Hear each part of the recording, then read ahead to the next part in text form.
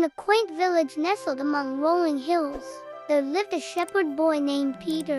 Peter was known for his mischievous spirit and love for playing tricks on others. He tended to the village's flock of sheep, a responsibility he often found tiresome and dull. One sunny day, as he watched over the herd grazing on the lush meadows, a wicked idea took root in Peter's mind. He decided to play a trick on the villagers, one that would both amuse him and provide a momentary escape from his monotonous duty. With a mischievous grin, Peter lifted his young voice and cried out, "Wolf! Wolf! A wolf is attacking our flock!" The villagers, upon hearing the boy's frantic cries, sprang into action. They dropped their tools and rushed to the meadow, armed with pitchforks and ropes, ready to confront the imagined danger. Their faces etched with concern, they scanned the meadow for any sign of the wolf.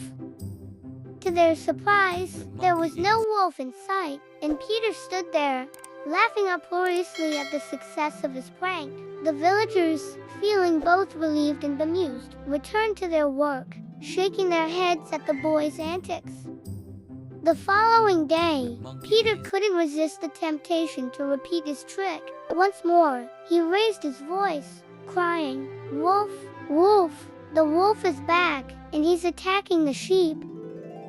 The villagers, hearing the familiar cries, dropped everything once again and rushed to the meadow. They arrived with urgency, ready to protect the flock from the perceived threat. And once again, they found themselves fooled by the shepherd boy's deception. Peter laughed harder than ever, reveling in the villagers' exasperation. But as the days passed, Peter's tricks began to wear thin on the villagers' patience. They grew wary of his cries and skeptical of his words. They warned him that crying wolf when there was none would have dire consequences.